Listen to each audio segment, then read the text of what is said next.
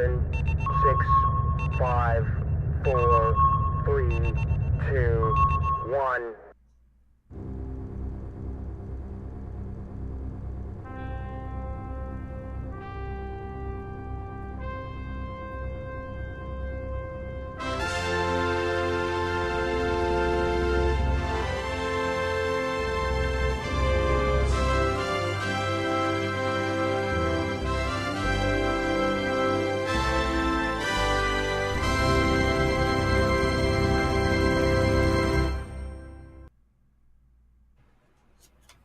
Hey, greetings, everyone. Thanks for joining us. There's a bunch of the crew is on. I can see them.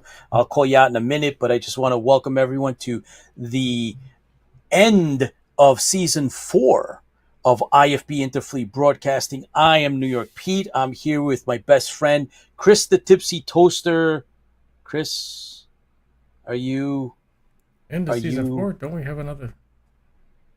We're very, very close to the end. This isn't the last episode of season 4. Nope, but we are very close to the end.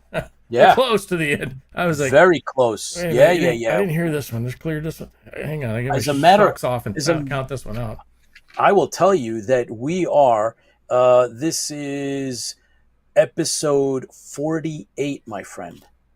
52. 48. Every week, same bat channel, same bat place. That's right. Approximate bat time. Sometimes we miss it.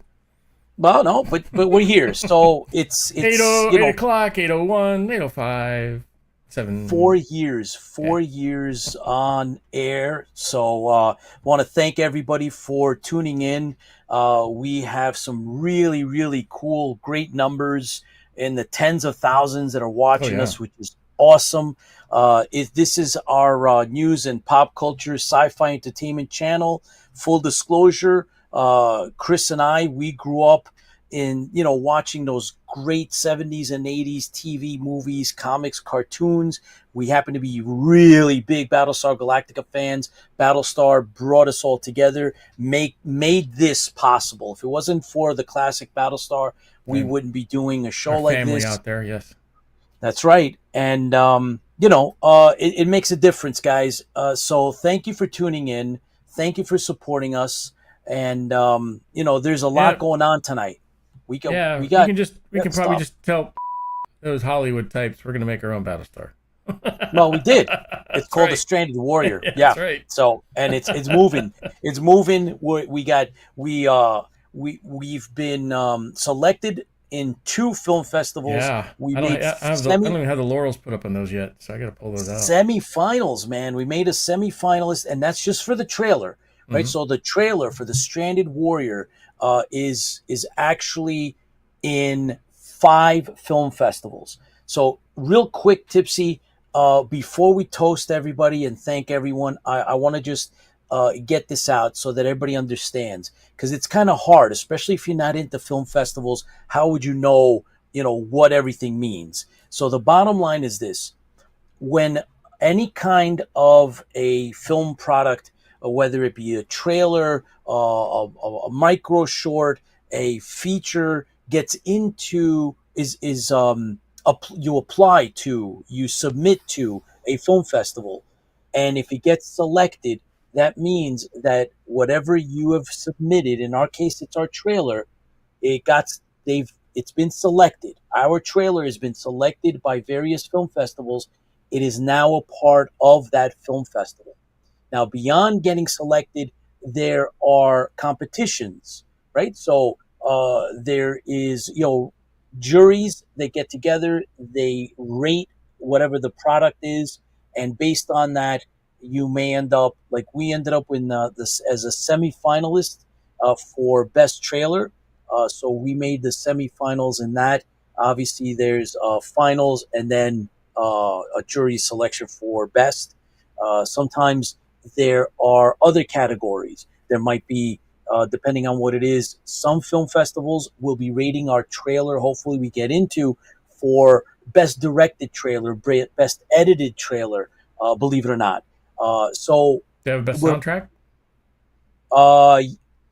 It's not many, very few. these are things that are saved really for, the bigger products, the regular products. But trailer competition does exist, and we're in it. We are in various. So 2 international film festivals are promoting our trailer in their festival outside of competition. They saw it and they accepted it, and it's being promoted. So we are now actively involved in 5 international film festivals. That's the Stranded Warrior trailer. So thank you to all of you fans that have actually made this happen. Right? We did a Kickstarter. We raised almost $12,000 with your help to actually put together the Stranded Warrior, and it was a major success. We went way over what we expected. However, the crew that worked on it, and the fact that Dr. Chris McAuley is an executive producer on the Stranded Warrior makes it even sweeter. So thank you to everybody. Thank you to Battlestar Galactica. Without Battlestar Galactica, we would never have gotten to where we are. I want to thank the Tipsy Toaster, Chris Moore, the co-host, and my partner here, co-founder of IFB. This was a big part of his vision and dream. It was ours. It was our dream. Yeah. Fan film, and more yours. You were at the tip of the spear, Chris, because I kept telling you, let's work on other things at the same time, or possibly, shift gears. And you said, no, we're going to do this. And look at us now. So I just wanted to put it out and thank everybody that was involved, from above the line and below the line, and then all the fans. So I think that's what I wanted to kind of do. And it's about the fandom. It really isn't. It is. It's if you don't, if you aren't getting what you want from Hollywood, you can nowadays go in and create what you want. You can't make any money on it, but you can create what you want. You can make those things happen, and you can support other people that most of you did, and we really appreciate that. To create something that maybe make other people stand up and look at it. Maybe other people, when it goes to these festivals and they get in front of somebody, they'll see that there is a thirst or a very loyal fan base, and that's for sure. We definitely have a loyal fan base, and because here we are, many years after the original airing, after the last episodes, and we are still here, and we're bringing in new people, and we're making it happen. So we are the fans. Hear us roar. So, Chris, we have a new little tag that we tagline. Yep. It's basically, with your help and support, we want to keep Battlestar Galactica a living and energized franchise that continues to inspire us and others to create new and exciting works that we can all enjoy together, and at the same time bring new sci-fi fans into the world of Battlestar Galactica and beyond. More than fans, we are creators that drive the narrative, and we hope you do the same in your own way. So thank you, everybody. I'm very, very proud of everything we've done so far and continue to do, and we have announcements beyond that. So if you guys are plugged into our social media, you'll see that we've done a quiz book that is out, and we'll talk about that later. However, I want to do we do a toast, right? That's our traditional thing. So what do you got tonight? Should I wait for mine on McAuley and I'll do the other one? Yeah, well, yeah. Is he on? No. Is Dr. McAuley? No. He is not with us. He's not on. Don't say he's not with us. Jeez. He's not here with us. There we go. Yes. That's better. There you go. So, well, okay. So check this out. We have George G's in the house. Georgia Coombs, thank you. Lola, Eric Patton, Lola. Kim Harms, Paul Rotter, Commander Kane, thank you for joining us. Bert Oliver Bomer, sci-fi award-winning author. Thank you, Bert, for coming on. He's got such a long name. Can we just call him Bob? No, just call him Bert. No, Bob, Bert Oliver Bomer. It's Bob. Aaron. And now he's off the air. Way to go, Chris. Yeah, way to go. Another Dorian Keyes, another award-winning sci-fi author who is an associate producer on The Stranded Warrior and is composing original music laying the track down for Fantastic. the Stranded Warrior. He did the trailer too. So Dorian, thank you for joining us live. Every time I listen to the last cut, I feel he's so evil. I feel Linda Russell. It's awesome. Oh my God, Linda! Thank you for joining us, Linda, from the Richard Hatch Battlestar page on Bert social says media. that Bob was his nickname in high school. So, oh, Professor Eric Patton, thank you so much for joining us. He's usually decisively engaged on Thursdays and usually watches everything on rerun. But thank you so much for joining us. He's got a long name too. Just call him Pep. Susan, thank you for joining us. I love having you on as well. Let's see. I'm trying to. Oh, Janet is with us. Janet Jenkins, what's up? Hi to you right back. So if you guys, if you put something up, a quick say hello on the chat here, I will. I like to call everybody. Do little shout outs for all the fans that jump on. So that's really cool. Well, we do have Mr. McAuley now. Oh, okay. He found his way. He found his way. Excellent. Oh, fantastic. He looks a little sweaty, so it looks like okay. it was a rush to get there.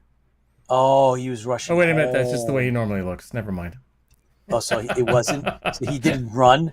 He ran up the steps. His hair's all disheveled. Wait a minute. That's just normal. He had to do some trading. He was trading with the natives and giving out chocolate coins. You want to toast all the way around? Should we get everybody on and do it? Yeah, let's do it. Hopefully the audio is all right. Better. Whoa. Is that Memorex or is that Dr. McAuley? Oh, it's me. No, it's me. And yes, there was chocolate coins involved, and there was stuff going on. And I have a special delivery of beer. Now, Dacre, do you remember this? Oh yes. And they told me you'd only drinking Budweiser in your house. And what have you produced, young Christopher? Oh no! What is this? Listen, Mia. Let's get a close up of that. Pull it back up. Yeah. Why I've been so late is that this is a StokerVerse beer that we did. Dacre and I did. So that's the idea. So you drink that, you die, and then they come get you. Right? Well, I mean, because that's a lot of beer. Absolutely. That's the undead, of course. How long has that been fermenting, Chris? Is that underground in the dirt? That's literally from today. Literally from today. So that's why I was late. But I do have two other choice beers as well, because it wouldn't be IFB if my wife did not bring some level of beverage. Now, what have we got here? Is that Budweiser, King of Beers, the beer for every occasion, including funerals. So we'll get that sponsorship yet, lads. Yep. So I will very quickly just go through the beer that I have. We have this Vampire Ale. It's a strong golden ale, beautiful looking cover. It's Thou fallen fiend, bringer of light and death, the word made fleshless, ripped at toothless breath, though staved on high, inferno thou dost reign in blood, straight, and Lord. crown of and you haven't even started drinking yet. So that's that one. And then we do have this one here, this rather charming, because we're talking about video games. This rather charming 8-bit soundtrack. She's been quite good. It's not like there was a pickle beer she was thinking about getting. That's funny. That's a chocolate churro. That's chocolate, man. There we go. So that's not too bad. She talked about a pickle beer, and I very politely told her to fuck off. So, but we do have a series of choice beers. Excellent. As we discuss tonight's topic. Yes, and so I got to tell you that the Tipsy Toaster is very proud of his selection tonight. Yes, and even after hearing what you just said, it's even better. Oh, Dacre, what do you have? Well, I'm going to let you in on a secret. Oh, hang on. That looks good. I like that. Oh, you see that? Oh yeah. Yeah, the wine. That's the first two bottles of Stoker wine out of Romania. Ooh. There's a glare, unfortunately, so you can't see the labels very well. It just went off. A wine with a story. Yep. Nice. Okay. Excelente. Okay. Perfect. So what I've done is I'm a part owner of now a vineyard since we've spoken last. So I'm having to switch my allegiance from the barley ale to the wine of the vine, of course, to the red wine. We do red wine, rosé, and white wine in Ceptura, Transylvania, just outside of Bucharest. And we're now beginning to sell it throughout Romania, and we're working on trademarks to get it into North America and England. So that's next year. Looking for these bottles to arrive into North America, and that's I've decanted it because we don't actually have bottles here, but I bring it over in blood bags, and I'm not kidding. In blood bags. You can't bring the glass bottle over, right? So we actually decant into blood bags. So excellent. There we go. All right. So, and then last but not least, okay, let's see, Tipsy Toaster. Let it rip. So, in honor of tonight, I have. Oh, that's the one she was going to get me. That's the very one. It's a sucker punch. Made with sucker punch pickle brine, the dill pickle sour beer. It says the tart citrusy flavor of ghosts, and it's 5.2. Crappy. I'm sure I'll be down this one. Pickle beer? How could that's ridiculous. Government warning: do not give to Dr. McAuley. Okay. Well, I'll tell you this. Your face and your arsehole are going to pucker as soon as you... This kind of thing. So. Uh-oh. I think we locked up again. And give it a second. There we are. Okay. Dr. McAuley used profanity, and we got... Oh, my gosh. Did you tell him about the... No, he doesn't know. So we got a warning on one of the videos you did with the... Yes. It says something about self-harm is not not allowed... Watching me is akin to self-harm. No. The drinking or eating things like I don't know, Tide Pods and weird beer. I guess. Yeah, right. Okay. Well, I've never advocated Tide Pods. Yes. You have not unless that was the name of a beer. We'll try that one too. But oh boy. That's it. So we got a warning on one. Well, anybody out there, just disclaimer, anybody out there who feels the need to go into their cupboards and start to shove as many Tide Pods in their mouth as possible, please don't. That's to wash your clothes with, not your mouth with. That's right. Don't do it. Please don't do it. No self-harm. Ready? One, put them up. Two, three. Put them up. Okay. Oh, all my right. God. All right. Budweiser. I hate pickles too, by the way. Oh dear. It's only beer, Chris. It's only beer. It's only beer. Oh dear, look at that. Oh, it's not even green, man. Oh, it's green enough. The pickle juice is green. It's green enough. Green. Trust me. Nothing. It's just come on. My God, I smell it over here. I think the smell's probably the worst. Oh, stop! Oh my God! It smells and it's not perfume. cold. And by the way, it's not cold. It is warm. Excellent. There you go. Yeah, so, warm pickles. That's self-harm right there. Oh well.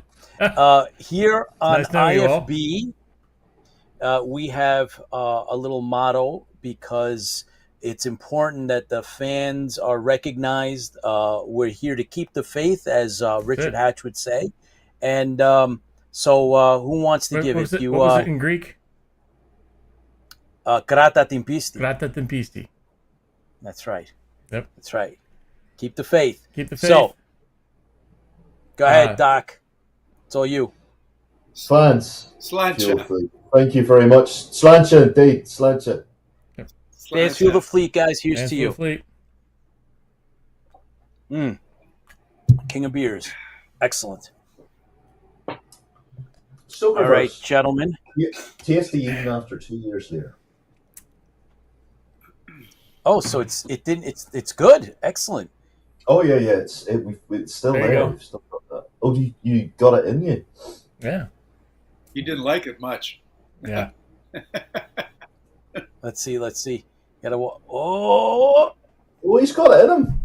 He didn't. Fair play. He didn't like it at all. wow. Oh! Look at the face. I know. Here it comes. Oh! Here it comes. Oh! He's getting the chaser. He's getting. You know, whenever somebody has to get a chaser in them, you know it's. That's nothing. It's this thing that he's drinking is beer that you drink in the shower. I don't know what that's. So this is my backup to clear my palate. What's that? Shower beer. And I need to clear my palate because. Well, this show does promote drinking in the shower and all sorts. So that's what's great about having a tin stomach, a steel stomach. No problems down in that. I can tell you one thing for sure: I will never drink that again, ever. Mediocre bottlers. You've drunk it, so I don't have to now. Oh my gosh!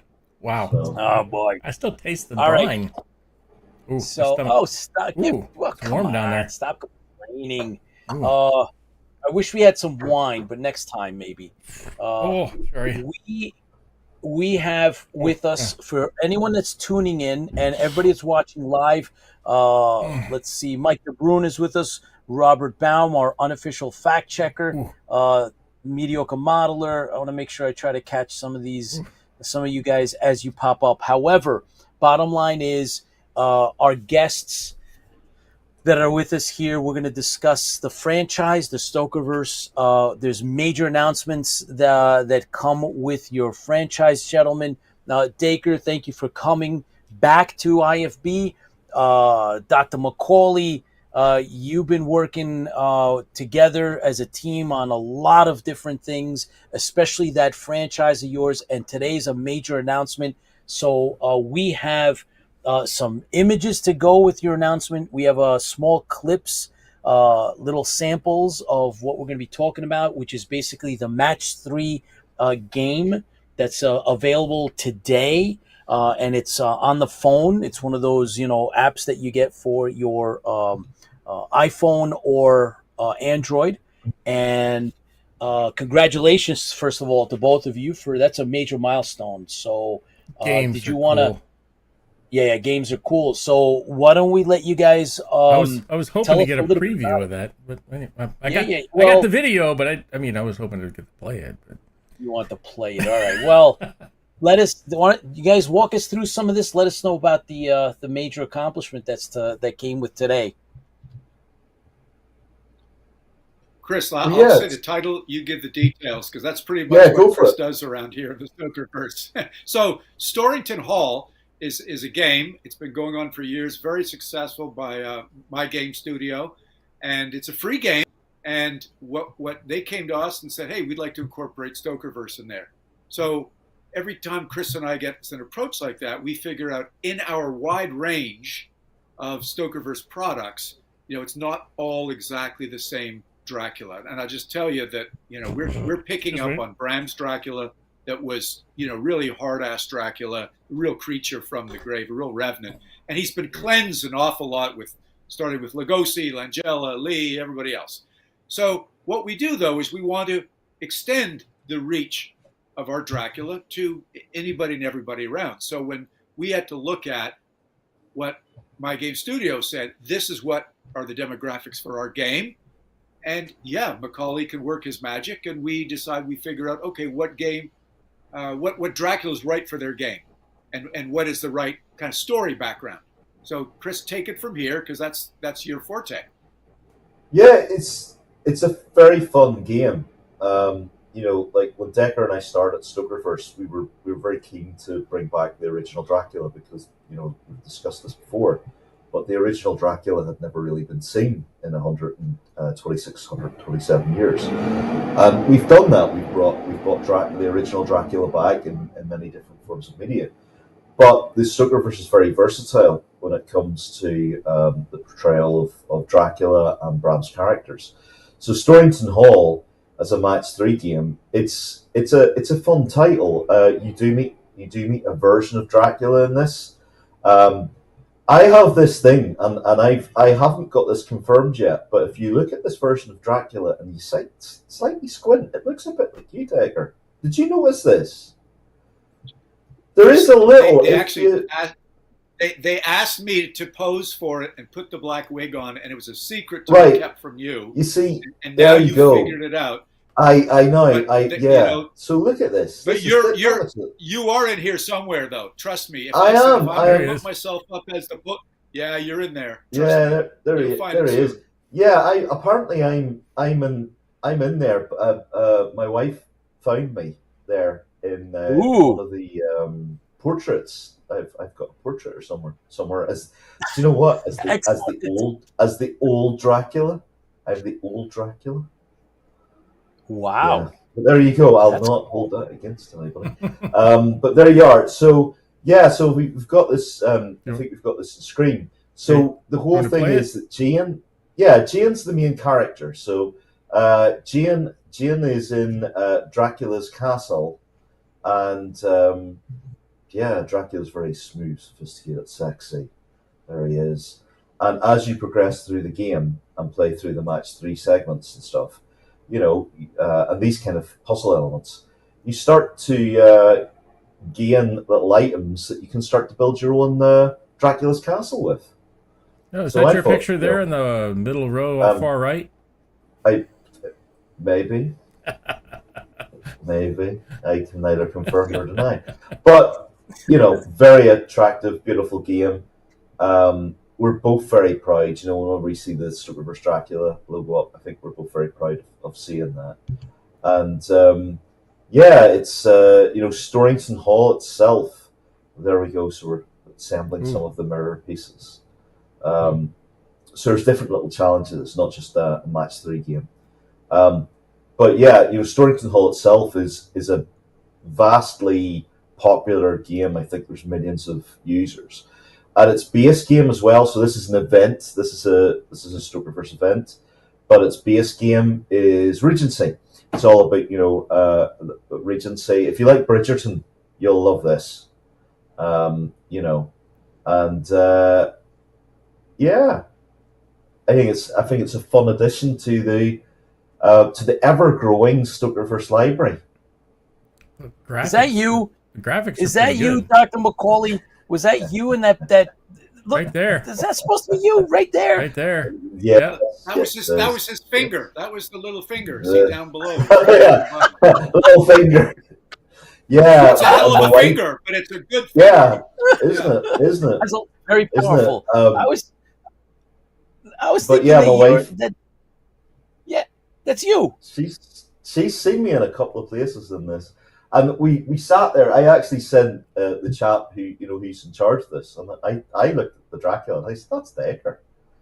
He squinted, and you know, fine, rightly it's him. And so they have taken authentically. They have taken one of Bram.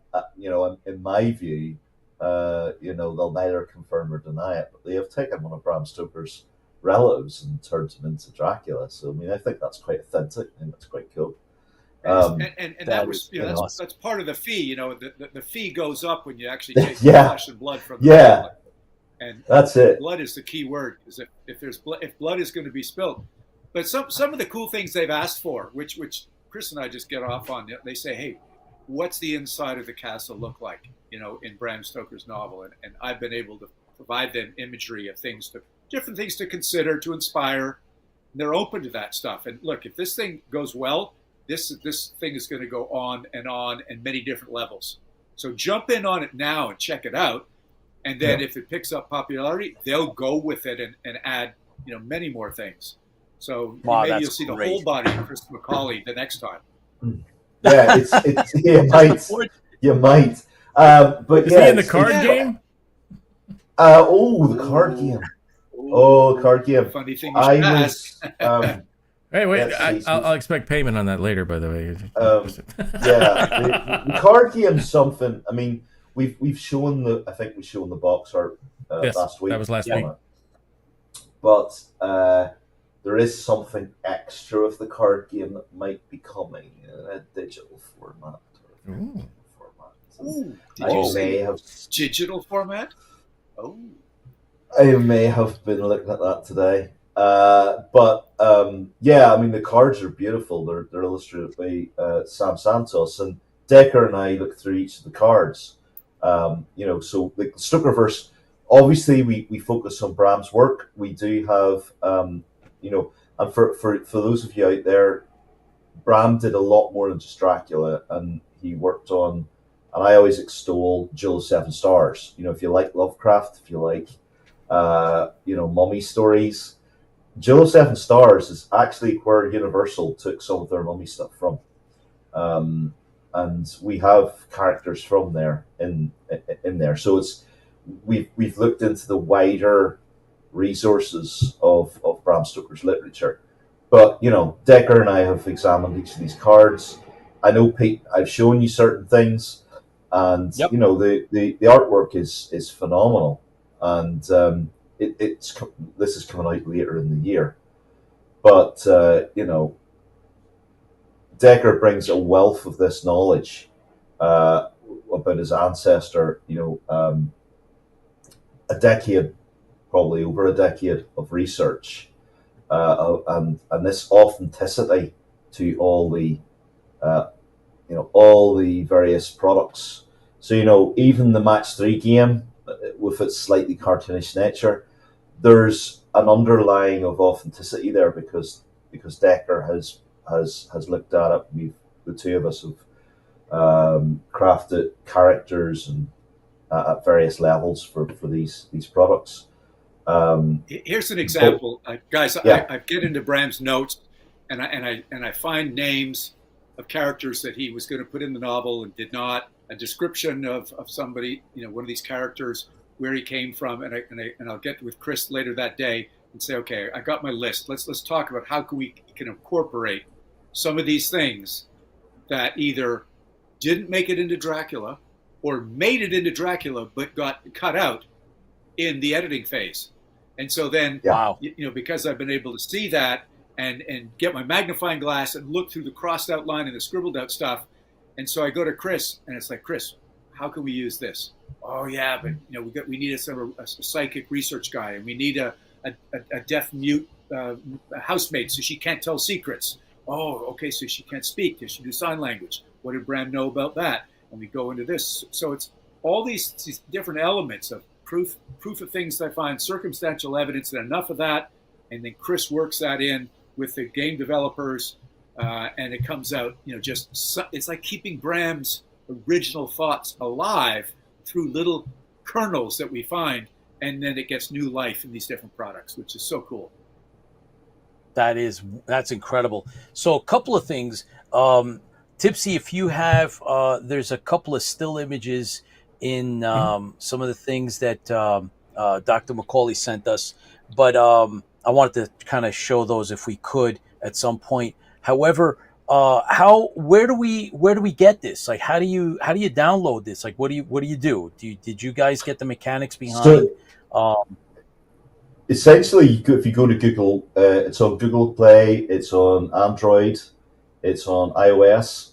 Just go into your app store, type in Storrington Hall, and you'll get it. Okay. It's free to play. The aspects of payment are items you would want to purchase, or various costumes and things like that, but it's completely free to play. I will warn you, it's extremely addictive. My wife's been playing it and can't get off it. But it's very. What I love about this game is that it's varied. It's at its core, it's a match 3 game, but as you saw, there's different aspects to it. There's different. And it's very much based in story and narrative. And if you love that Regency aspect, the Regency period, this is definitely for you. I am actually very proud of this. I mean, I was thinking about this today. We started the StokerVerse 3 years ago. And when we started the StokerVerse, it was, we had the Virgin's Embrace. And that was was a graphic novel, and I don't think we really knew what, we went for one graphic novel because Dacre and I wanted to do take Bram Stoker's short stories and his other work into the modern era in different media. We didn't. We would never have 3 years later, never would have thought we have so many tabletop games like the best-selling RPG. We've got side books in that. We've got the miniature war game by Crooked Dice. We've got now this Match 3 game. We also have and we featured it in the show a couple of months ago. Dracula's Dark Reign, the Castlevania style game that you played, Tipsy, and that's coming out very, very shortly, very soon. It sometimes I think about this, it's quite staggering, but it shows that there's an appetite for the work that Bram did, and it's great to see that in various media. That's incredible. Here's the unique challenge that Chris and I had. Let me just quickly say this, Pete. The unique challenge, and I'll put cards on the table here, guys. Dracula's in public domain. That's the book that was published in 1897. But as you can tell, there is so much more to Dracula that wasn't published. And it's not, it's his notes, it's the typescript, it's the letters, it's the things that you put together, the discoveries that people make. Where is the actual Castle Dracula? I found where the actual location was. Where did he base the one castle from? So all these different things that have made up a book in public domain, all those different pieces, there's hundreds of them. That's what Chris and I use in our intellectual property of the StokerVerse. So when somebody comes to us and say, well, why should we license Dracula from you? I say, well, there's a heck of a lot more than this, that. And that's what I did to write Dracul, the prequel to Dracula, and Dracula the Undead, and all these games. And listen, there's more in the works. We just can't tell everything now. We'll tell you when the NDAs are up. But there's a lot of things in the works because people are still interested in this 127-year-old book. They're interested in the little golden nuggets that we found and some of the inspirations like The Mummy and The Mystery of the Sea and these other stories that everything works in together. It all is like a big spider's web, and that's what makes it so awesome. Yeah, Derry. Oh, yeah. So when Pete came over to meet me, he went home with a lot of stuff. I'm glad it made it through TSA. But that's Clint Langley's artwork there. And Shane's not here, I don't think. I did not see him. Right. I might be able to hint something. This is not the last time you will see Clint Langley's artwork this year in the StokerVerse products. There is something coming. It's so cool. That Dacre and I have been working on. And so, to get Clint Langley, to explain this to folks out there, Clint is a comic book legend. If you like Warhammer, he's been in Warhammer, Warhammer 40K. He's created new artwork for a new product that Dacre and I are doing, and the artwork is phenomenal. So there's so much stuff that we're doing. And yesterday, someone in the industry said to me, you're the fastest and largest growing horror franchise out there. And I got quite emotional because there was something that Dacre and I were looking at yesterday, a new product, quite a big product. And I get very emotional about it, which surprised me, to be fair.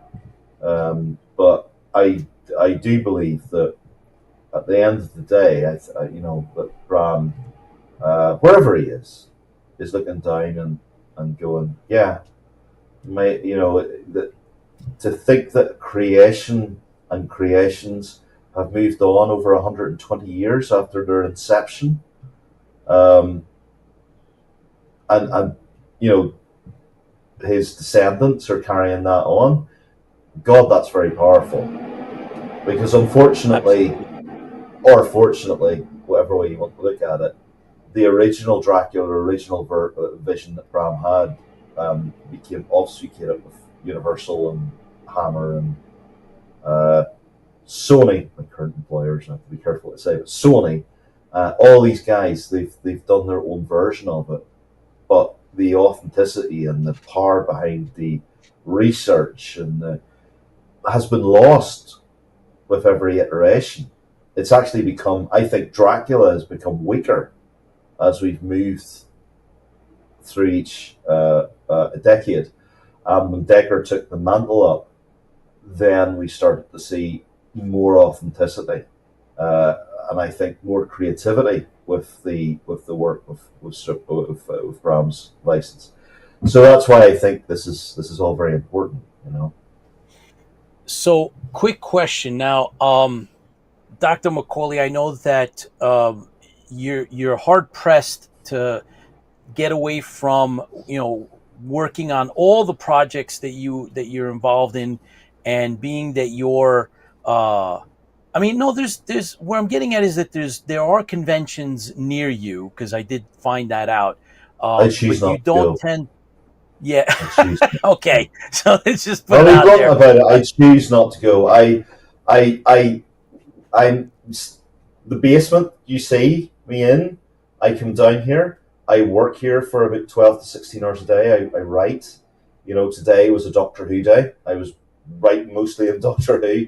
I've become a New York Times best-selling author, which is mind-blowing to me. But I've been working on Star Trek stuff, and this is my happy place. I'll be honest with you, I don't think anybody really wants me to go to conventions and see me and stuff. They like the work that I do, and they like the stories, and they like all of that stuff, and that's great. And Pete, I've started moving into film, and Yep. winning awards and all that sort of stuff, and it's been fantastic. And but I do not feel compelled so far to go to conventions. I leave that up to Dacre and to Claudia and to those I work with that are more photogenic and infinitely more interesting. I mean, I get asked questions, and it's like, so what do you do? Well, I come down and I write for 12 hours a day, and my cat sits beside me, and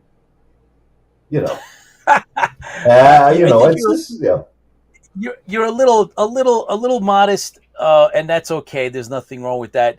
I know that Shane does go to the shows. He does the conventions on his social media. You can see that. Dacre, are you inclined to do any of the conventions or not? Where does that sit with you? No, I do. I feel an obligation, and I do enjoy it. Sometimes the travel gets a little much, but I find an obligation because people are really curious, like what's behind this resurgence of relative of Bram Stoker in the StokerVerse, and so it's natural to be out there. I'm a former school teacher, so I have no problem giving my talks. I have audiovisual presentations. I do some cool workshops with dissecting Dracula's notes and finding key words. The end of this month, I'm in Sault Ste. Marie, Michigan, doing a Michigan Paracon. So I've actually kind of moved into other areas. I go to conventions for primarily paranormal, but horror always fits in there a bit. I go to cryptid conventions as well as regular horror and writers and film festivals. I get super busy starting in September. I'm going to be actually in Portugal. I'll be in Romania. I'll do a West Coast swing in Oakland and all the way down to LA. I go to Romania, lead tours over there, so I'm going to be there this Halloween season. So, yeah, it's something that can be, Pete, literally as much as I can tolerate it, because it is a lot of time zones and a lot of travel. Summertime is when people aren't really thinking too much about what I do. So luckily I'm home sort of May, June, July, August, where I do my research and my writing as well. So I'm about to get into the real busy season. Outstanding. Good. There's nothing wrong with being busy when it comes to work. and you both of you are very, very successful in what you're doing. It's a lot like what we started out with. We said that the fans fuel the fleet, and being fans and being admirers of this. Dacre, this is a family thing for you, but it doesn't mean that you'd have to embrace it. I mean, there's many different examples of family that don't embrace what's there for them, and you have. So you bring this other quality to everything that you do in the StokerVerse, which is fantastic. And the same thing goes for you, Dr. McAuley. You are a fan of sci-fi. You're a fan of the horror genre, and you have this unique perspective on Bram and this, the story, the history, the background that comes with what he wrote, and then the way you guys have actually channeled your energies into this franchise, which has grown from concepts that had been, like you'd said, Dacre, just they're there, right? There's a book that's in, the character himself is in the public domain, but there is way more to it, right? There is so much. And I'll tell you this: when I was in junior high school, I read Dracula for the first time, and one of the things that I mean, you're an inquisitive kid, young teenager. You're like, whatever happened to his family, to Bram Stoker's family? Like, where, like, there's got to be, some of them got to be somewhere. Dracula is so, look, this is Dracula. It's incredible. You go to sleep and then you have nightmares. And here you are, which is incredible. To me, it's mind boggling and mind blowing. So thank you for doing what you do. You're the front man now, back, representing as it should be. And you guys have created, like you said, these extra characters that are linked to the past. They're linked directly to Bram's original stuff. And you've created this fantastic franchise that is going places. And, I'll leave it at that. And we're looking forward to it today. Big day for the fact that you've accomplished one of the milestones you were looking to do, was the match 3 game, right? So there's a video game that people can walk around with in the palm of their hand that is related to the mythos of Dracula and the StokerVerse more than anything else, right? Because, Dracula, like we said, is out there, but this is the StokerVerse, and you guys have tailored it, and it's so cool that this now exists. And there's so many people, unfortunately, that don't know anything about it. Hopefully this will entice them to go out and learn more about the StokerVerse, learn more about what you guys are doing, and just kind of keep this alive in a way that it should be. And, think about it. Please talk about it. Like, there's like here, please talk about it, please.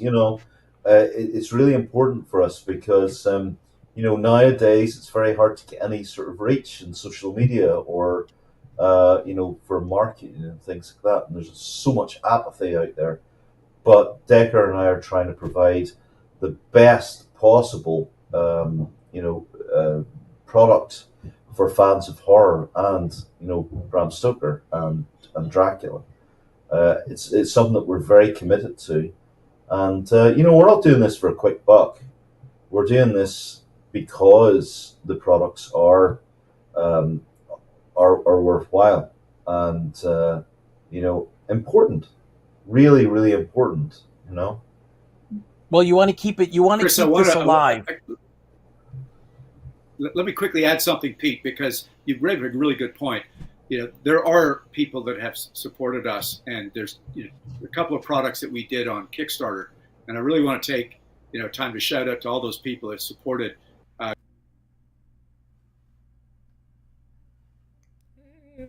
You locked up again. I'll wait till there we go. So this comic book that we did a Kickstarter with Shane Chesby from Scratch Comics, the second, people backed number 1, backed number 2. Number 2 is coming out of the publishers as we speak. I'm about to get my 25 copies to bring off to Michigan Paracon. So I really want to thank all those people that have backed our things. and please continue to do so. We got number 3 in the works, and there'll be yet another Kickstarter for number 3.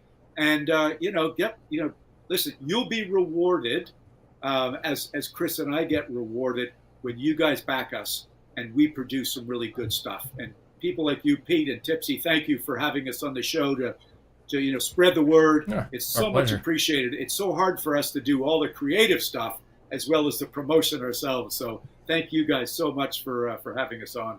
You're very, very welcome, Dacre. It's always an honor and a pleasure to have both of you. Not only, that Dr. McAuley, he jumps on periodically and regularly, but to have both of you on is really a treat. Dacre, thank you so much for coming on and sharing the great news. We wish you even more success in your fantastic franchise that you have going, and you let us know whatever we can do to help promote. I know that the Kickstarter, when it's ready, you let us know, and we'll make sure that we get that out. As a matter of fact, you're more than welcome anytime, gentlemen, to do commercial spots for the StokerVerse. If that's what you want to do, we can do that separately, and then we can put those out to help get the word out on all the franchises and all of the materials and all the things you guys are doing. So with that said, cheers to the StokerVerse, and congratulations on the match 3. Thanks, you very much. Appreciate it. And I can't wait to get some of that Stoker wine. I think the other thing that has to be said as well, like Dacre is committed to responsible tourism within Romania and authentic tourism within Romania. And that's a very important thing as well, and the wine is the wine is part of that. So yeah, it's great. I think when we get the trademark situation worked out and we get one here, I see 3 guys who are going to have to get a bottle. Very dangerous that. That's going to be bloody could dangerous. Be, and then we have a show where we actually have a tasting, and you guys actually critique the wine, see how you like it. Excellent. Oh, that's very dangerous. That. I'm in. I'm totally in. I'll need a couple of bottles to critique that. With my palate as dead as it is, the Irish palate is dead. I'll need a couple of bottles, man. Oh, excellent. See, there we go. We'll get you primed, Chris. We'll get you primed. Excellent. Again, gentlemen, thank you for coming on. Thanks very much, guys. Always welcome. Dacre, again, thanks. Doc, here's to both of you, and we'll talk more later on. Be well, both of you. Amazing. Keep doing what you do, and keep sharing. Thank you. Fans for the fleet. Appreciate it. Bye-bye. All right. Well, so we should have Tiny Bean, I believe, if we're lucky, might be in the wings. Dancing in the wings. All right, so let's bring on she's Tiny Bean. Pounding some wine, looks like. So I don't know what kind of condition she's in, but she is there. It's fine. It's whatever it is, just put her right up. So there we go. Let's try Tiny Bean. How are you feeling, Tiny Bean? Hang on, let me get audio. It didn't transfer over. Okay. There we go. Now we got it. So, hi guys, can you hear me? Yes, jazz we can. Hands. Look at that. She's got jazz hands going already. Ready to go. Yes, and legitimately so, because Tiny Bean she came back with a certification to teach. She's yes certified or certifiable. I am both. Certifiable, as we know. That's right. So I just had a really long, extended stay in New York City. Doing a teacher training with American Ballet Theater, which is the national theater company in the United States. So I can be certified through them to teach little ones ballet. Wow. So really exciting. Congratulations. Yes, thank you. It was a good time. And oh my goodness, guys, what a great interview. I was so happy I was able to catch most of that. And as you guys know, the StokerVerse is like one of my favorite things. So just to be in the same room space, if you will, as these gentlemen is such an absolute honor. So, wow. Agreed. So that is great news. We've missed you. and you know, it was for a good reason. You got your certification, and unfortunately, I was out visiting with Dr. McAuley, and therefore did not get a Right. chance to catch up with you. We're going to try to meet up, but we didn't. We'll do that another time. You Nice. did put together. So you need to come some- to DC next time. I'll be here. Oh, There you go. not a bad idea. Not a bad. Okay, We gotta okay, keep all in very the good. same Heck room, with I Pete think. and that New York thing with the crappy Bam, pizza bam, and Oh, Oh, yeah. yeah. You know why? Because Tipsy Toaster, Tara, oh, is ooh. he's accustomed to the exquisite Washington D.C. pizza, and therefore, because he's Oh. he and so I feel sorry in my I soul. know. I feel so sorry that he doesn't know any better, Well, and so he Yeah. speaks the yeah, way he speaks. and Pete It's took okay. me out to the pizza place in New York, and that was nasty. No, Yeah, yeah. stop it. You did not go. What are you talking about? You took me to a pizza place, and it was horrible. Yeah, it was in the city. It was nowhere else to eat. Wait. In what city? Oh, that's New just- York it was, City? It was like Oh, a okay. 99-cent slice of pizza that you were on. Was it He in was New on a York budget. City? He was on a budget. Was it a couldn't New go to York pizza? See, again, there's only like 3 pizzerias where he comes from. He doesn't understand that there's, you walk 4 blocks and then you'll find another one, and you walk another 5 blocks and you'll find another one. But where you're from, Tipsy, it's only like 3 pizzerias, and you only know your pizza. And Well, I feel bad for you, my friend. and I just feel bad. and I have been to Chicago and have had the Chicago pizza at the world famous Deep dish, Chicago pizza, good stuff. Deep Oh, dish, yeah. deep dish. And it All was- right, whatever. that. listen- Now that's a pie. That's All right. So there is a lot of cool stuff going on. Tiny Bean, you saw that Stranded Warrior, which you are a part of. You are in the Stranded Warrior, and you have some really cool scenes that we've edited. Right. So we are obviously in 5. We are in 5 international film festivals.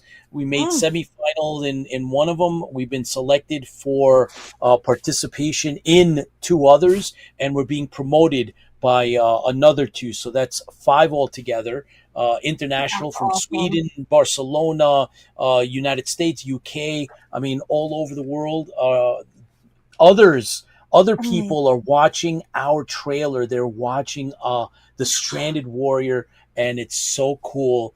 And I'm so proud of the work that you help us, put together and do. So it's incredible. It's such an Tiny honor. Bean It's just Terror. mind blowing. She's got sass and style, a true TV and movie critique in style. Oh yeah, she struts down the red carpet with her witty reviews in Witty hand. reviews. Everyone in Hollywood knows she's got the sharpest mind in the land. She sits in the dark, popcorn by her side, ready to take on any show. From black and white classics to modern rom-coms, she's seen them all, All of them. Her words Every are one like of them. music in perfect sync with every performance she sees. She Every captures the essence, the magic of each scene with her elegant expertise. Tiny Bean Tara, the queen of the silver screen. Her reviews are witty, but her opinions pristine. With every critique, she sets the world ablaze. Tiny Bean Tara, the darling of Hollywood's craze.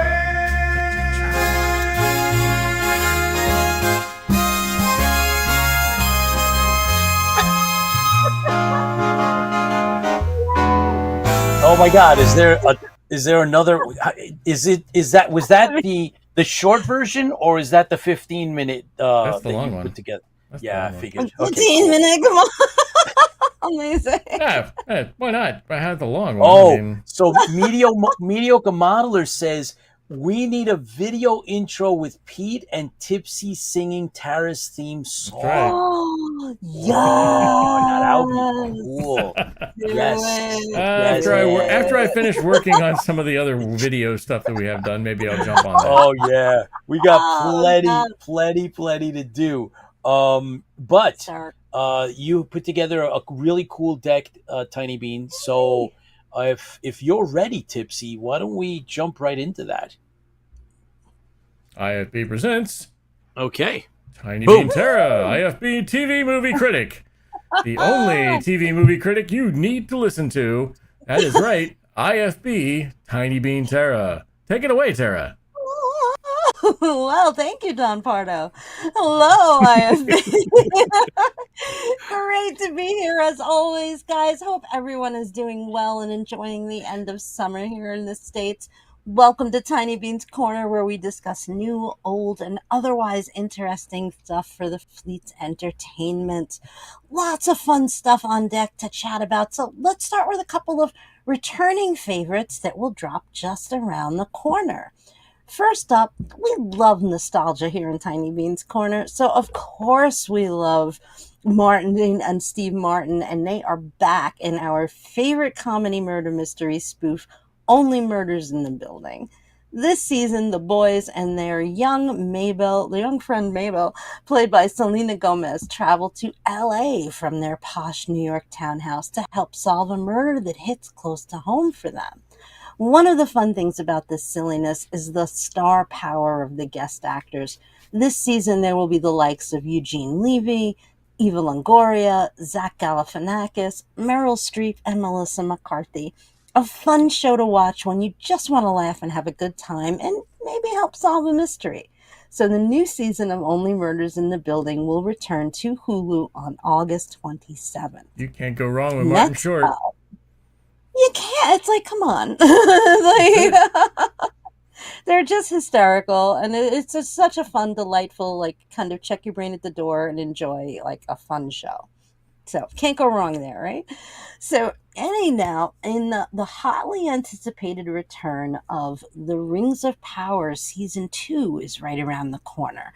Based on the beloved J.R.R. Tolkien's works, this season will take us more into the creation of the evil Sauron. And if the first season was any indication, we'll include stunning visuals and tons of cool Easter eggs for the diehard fans. The new trailers for the season are really cool, teasing some epic battles to come and introducing such characters as High King Gilgalad and even Tom Bombadil. Very cool stuff. They are dropping a 3-episode opening act on Amazon Prime on August 29th. So, if you, like me, secretly wish that you lived in the Shire, get ready, because it's going to be a good season. Now, next up, you guys remember The Orville? Heck yeah. Seth MacFarlane's spoof, right? It was secretly less of a spoof and rather a loving homage to all things Star Trek. Well, buckle up, The Orville is finally coming back for a 4th season. News dropped at LA Comic-Con that they are officially starting filming in January, bringing back the whole team. I am very excited for this one. I really enjoyed this show. It was a hoot and a real throwback to the original series and TNG, with well-written episodes tackling a host of topics from serious to hilarious. The Dolly Parton homage alone in the last season had me rolling with laughter.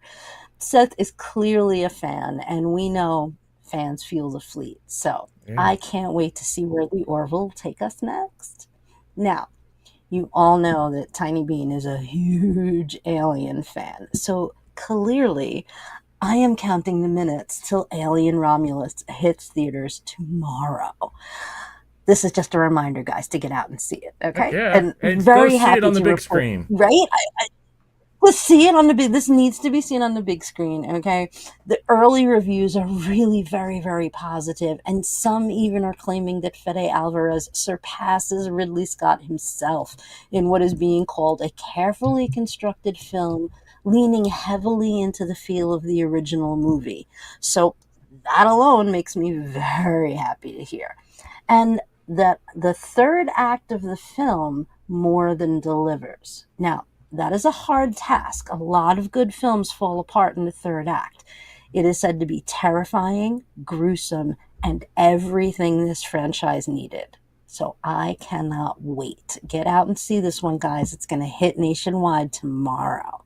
Now, speaking of terror and Ridley Scott, do you remember the 2018 AMC series, The Terror? It's an excellent show. If you haven't, go back and check it out. It starred Jared Harris, Tobias Menzies, Kieran Hines.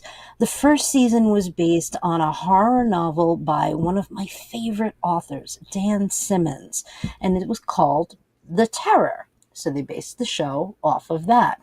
It tracked a few ships from the Royal Navy expedition looking for the Arctic's fabled Northwest Passage, and instead finding evidence of some kind of monster. It's gothic, it's atmospheric, disturbing, very, very well done. A complete story in one season. Now, they brought the show back for a second season in 2019 with a whole new story and cast, this time exploring supernatural occurrences in a Japanese internment camp in World War II. Between COVID and the writer's strike, I hadn't heard anything more to come, but that has all changed now. Word is out that Ridley Scott is producing the next season, and it will be based on the book Devil in Silver by Victor LaValle, which book has now jumped to the top of my queue. Anyway, it is called an interesting atmospheric thriller about a monster in an insane asylum. So count me in. If they give this book the same treatment as the first two, I think we're going to be in store for a real treat. Also attached to the project is actor Dan Stevens. Remember the sweet, blonde British actor who starred out as the soft-spoken Matthew in Downton Abbey? Well, he has since carved out a career as, well, a scream king, if you will, racking up a string of notable horror performances in the last few years, and he instantly ups the cred of any project that he's part of. Which leads me to tonight's review. Anyone out there in the fleet check out the movie Abigail? Yeah. Pictures of it. Abigail. Yeah, I think you should check this one out, Tipsy. It is a horror comedy. And you know I love those. Yeah. And it is the rarest of all treats in that it is equally as funny as it is frightening.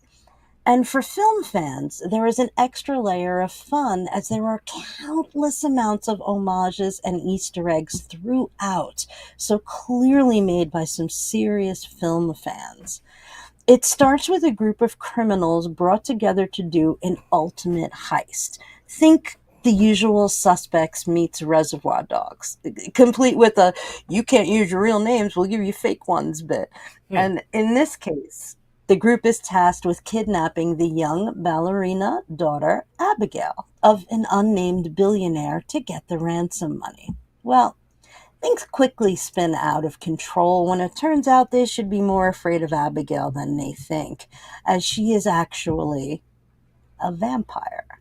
Whoa. Perfect timing for tonight, right? And her dad, well, remember I mentioned The Usual Suspects? Think of him as a kind of Kaiser Sose. Oh boy. And the house that they're in, well, it seals itself up exactly like the 1970s spoof Murder by Death. So now you're really off to the races. Now, I did not expect to enjoy this one anywhere near as much as I did, but they had me howling. The aforementioned Dan Stevens is in this as a former cop, now criminal genius. And at one point, another character is listing all the things he is trying to hide from the rest of them, like all these different details. You're hiding this, you're hiding that. And she ends with, and oh yeah, he's also really from Queens. So, cue the hilarious Queens accent. There's even a scene that is directly pulled from another one of my favorite horror comedies, 1980s, I think it was 86, 85, 86, April Fool's Day, if you remember that one. totally random. And in the evil little bloody vampire ballerina dancing Swan Lake, it's just take all my money. So check this one out, guys. It is bloody, it is fun, it is hilarious, and it is streaming now on Peacock. So check that With an one English out, accent, fans. it's bloody fun. It's bloody fun. Excellent. Yes, Well, and that is all for the corner, guys. thank you very much, Tiny Bean. Welcome back to IFB. Thank you for doing what you're doing. And we look forward to seeing you swing back to the next report. So in a couple of weeks, hopefully you will be Yep. in And orbit. then we definitely, being a wine connoisseur, we'll have to definitely get some Stoker wine. wine. Oh, yeah. Yes. Eventually we will. Send some to Tiny Bean. I'm in. Tara, here's to you. Thank you so much. very What a much. great job Amazing. tonight. Thank you, guys. I'll see you soon. Good to be back. Thank you, Tara. Awesome. As usual. So that was cool, right? I mean, she's got her finger on the pulse. She reports on everything that's out there that's, that we enjoy. I'm all but caught up. I'm looking forward to the, murder in the first one that we talked about, the murders. Oh, the that's that one. That's one. Yeah. Anyway, so I've been watching Short that. And Yeah, it's pretty pretty wrong funny. Martin Short. Come on. Oh yeah. I'm so glad he came back into acting after. Being a standalone dad for a while. Yeah, so it's cool. We have an author. Yep, he's in the wings. That's waiting in the wings. And what's interesting about this author is that not only is that he's a writer, obviously, but he's also an artist and a musician. And reading into his bio, I realized that there's a lot of other experiences that he had that he pulls from and he brings into his writings and his experiences. And I want to hear a little bit more. I got some good questions to ask about how he handled some of the recent issues that plagued us in last couple of years. Some people did well, some people did not. I believe he did well. He was able to harness what was going on to his own benefit. And so, MD Boncher, thank you for coming on to IFB Interfleet Broadcasting and sharing your insights. And I did listen to another streaming interview you did with another colleague, and I was intrigued. So welcome to the show. Thank you for coming. Well, thank you so much for having me. Am I coming through clear for you? Yep. Yes, absolutely. So you were, you've written quite a few novels, and I need you to tell me a little. Yeah, 6, and I need to know more about the books themselves, but also I know that I heard you say on that other interview that you gave, you said something about pulp punk. Oh yeah, I coined it. I coined it first. That's mine. Sorry, I'm just a total nerd. You're gonna have to deal. And if you watch that other interview, you kind of know what kind of goofball I am. Anyway, when I first came up with the idea for Tales from the Dream Nebula, that is my science fiction series. I'm going to tell a little backstory for people. I came across the idea because I was sitting there kind of bored one day doing, folding laundry and watching Flash Gordon. And I got to that wonderful scene where Max von Sydow basically chews the scenery into pulp. And I said, you know what? I miss Ming. I really need another good Ming the Merciless out there again. Somebody should write one. And I went, wait a minute. I'm a person. I can do this. I can write this. And I started I started with basically trying to come up with, well, what if I tried to take all that ludicrous production design for the 1980 film and try to figure out how could I hard science it more? Toughen it up a little. I mean, Flash Gordon, great science fantasy. And so I started kind of with those roots. I went back to the old serial movies, and I got my hands on some of the 1950s comics, and I started kind of getting myself steeped in some of that stuff. And so when I wrote Dream Nebula, I would tell people that I can't write a clean genre. It's always a mashup of so many ideas. And so I would tell people that Dream Nebula was Flash Gordon meets Smokey and the Bandit meets The Matrix meets Tailspin. And most people strip their gears because they don't know some of those things anymore. And I went, oh my God, I'm so old. So I had to try to find a new term. And what we finally came up with just only a few months back, really, is we started calling it pulp punk. And what that means is the pulp styles and science fiction of the 1920s mashed up with the punks of the 2020s. And because that's what I was trying to do. I have nanopunk, as you can see right there with that image. That's Billy Joe, or Bubby, as his partner Winston, my sky trucker, calls him. There's Winston, Billy Joe, and Holly on the cover. Holly does her job. And I tried to go back and find the old pulp vibes and mash it up with what I love about cyberpunk. My favorite movie of all time is Blade Runner. And so I was like, okay, let's see what we can get mashed up. And I started finding some hard science basis for creating a Flash Gordon-esque universe, the Dream Nebula, which that's a spoiler. I'm not going to tell you how that works. That comes into effect way down the line. And just then, the other thing I said is, you know what? I see all these pulps, and it's always palace culture. You don't see behind the scenes at how the society would work. How does Ming the Merciless' society work in Flash Gordon? You don't see a lot of it. It's all just sort of taken on a fanciful medieval level. Nothing really there that makes much sense. So I started thinking, I'm a certified, English is my language, yes it is. I'm a certified logistics coordinator. I have my certification in that. And so I used to deal with truckers, telling them where to go and what to do when they get there. And so I said, well, what's it like how do you get the logistics done of an evil empire? And so I started thinking about transportation of resources and people and how they would have to live, because I also worked in hotels when I was younger. And so I started considering all these little aspects, and that's what I wanted to build the world on, is say, all right, I want my common everyman hero, which I was aiming originally for Bandit Darville from Smokey and the Bandit, and he turned into Cletus Snow, the Snowman, if you know who I'm talking about. Yeah, exactly. One of my friends told Fred, come on, truck, I don't have time to chase you, Fred. Get back here. Get in the truck, Fred. Yeah, get in the truck. I ought to be in Nashville. Anyway, yeah, all of a sudden he morphed into Jerry Reed and became a lot more lovable. But I still sort of kept a little bit of of Bandit to him. And of course, then one of my friends said, well, of course you're going to need to get yourself Buford T. Justice of Texas.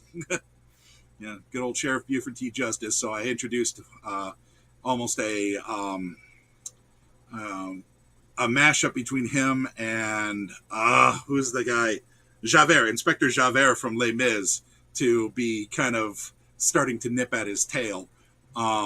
And so all these things just started mashing together. By the way, the picture there, that is Mother. That is Winston's freight broker. She is an AI, and I got sort of inspired by, what's her name? The actress from Arrested Development, did Lucille Bluth, Mallory Archer, and then also toss in Mother Carlson from WKRP. They kind of all mashed their personalities together. Yes, I absolutely love the show WKRP. So of course there was a little Mother Carlson in the back of my head. The turkey so drop. As you can see, yep. I have a T-shirt. I have a T-shirt for that. But yeah, that's sort of where a lot of the stuff came in, and I tried to keep it all under the same classic sensibilities of, the old pulp, high adventure, but not all just palace culture. I wanted it also dealing with the common everyday people, and so I kind of stuck with that. And it turned out actually quite good, all in all, I think. So, but I'm biased. Did that answer your question, or did I meander? 100%, 101%, and you did it really, really well.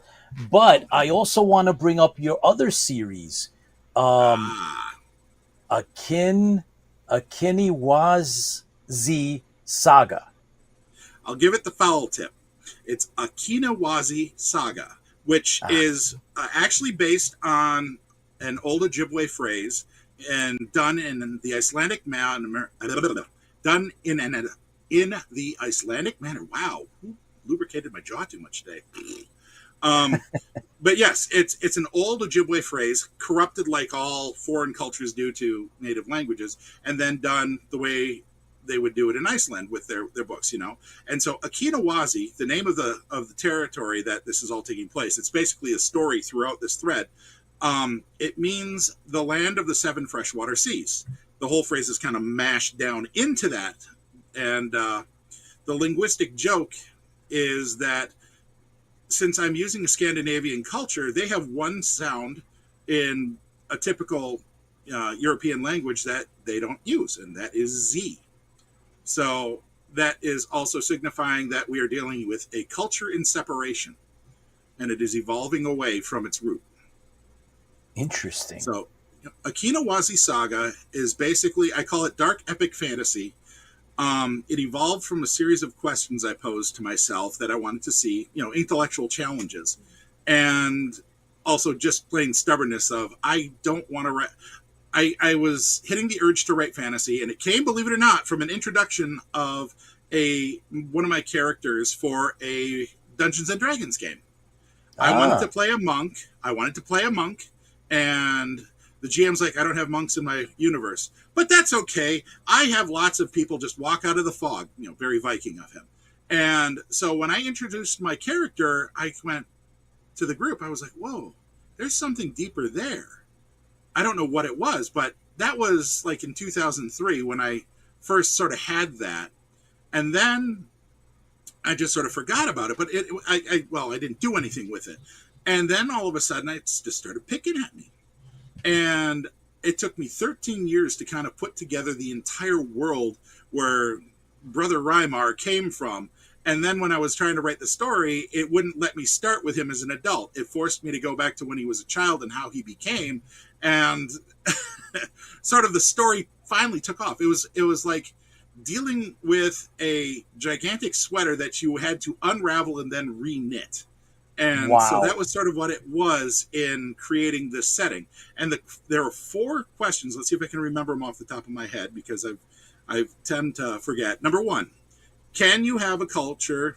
Okay, based on an event when playing Civilization 1, I actually did this with one of my cultures. I discovered the railroad without discovering gunpowder. So I started wondering, what would a society look like if they had steam power and the railroad, but no guns, no gunpowder, no explosives?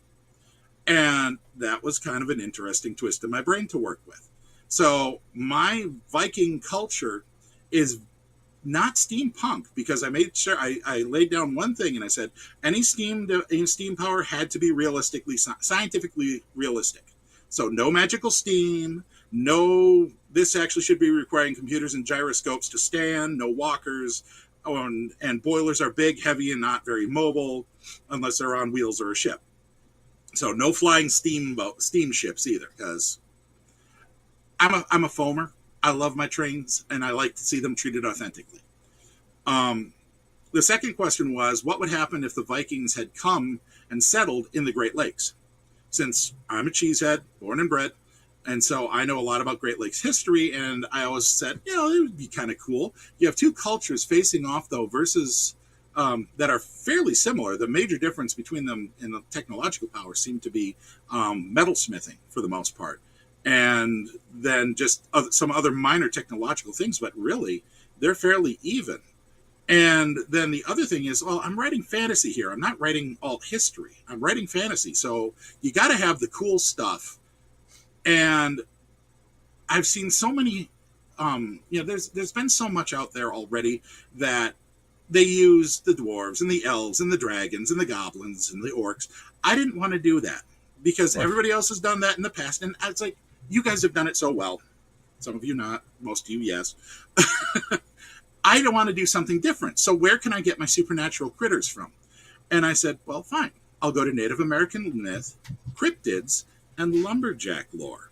Think Paul Bunyan. Lumberjack.